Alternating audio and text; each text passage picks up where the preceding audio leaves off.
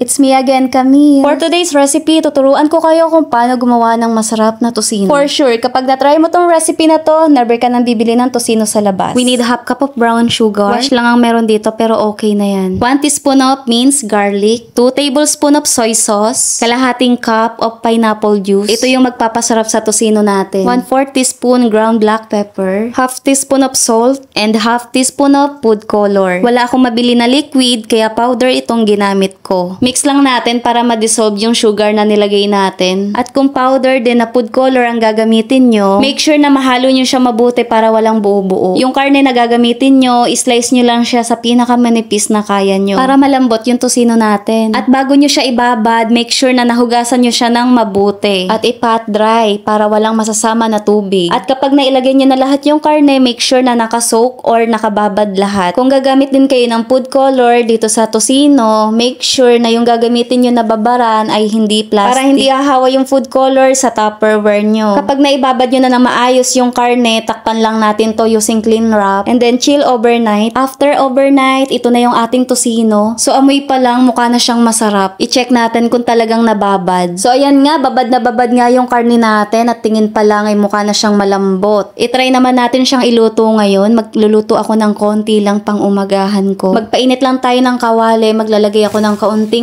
oil. At syempre, hindi natin isasama yung sabaw.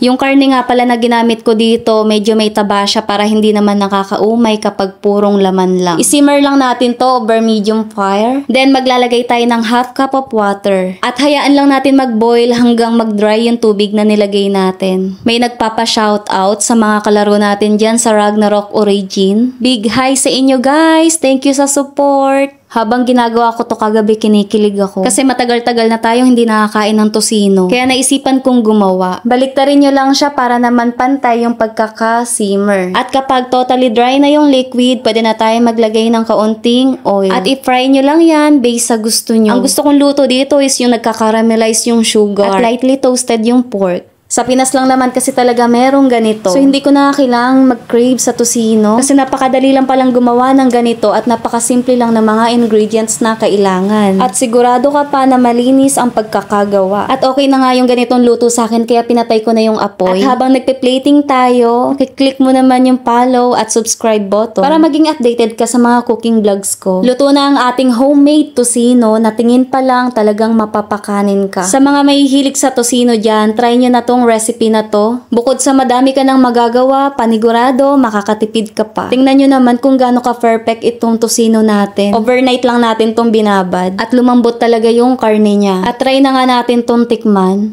Diba? So kayo nang humusga kung gaano kasarap tong tocino natin. Unang bite pa lang, alam ko na kung anong kulang dito. Bago mag-end itong video na to, huwag nyo kalimutang mag-like, share, and subscribe. Di ko kinakaya to guys. Diyan lang muna kayo kukuha ko ng kanin.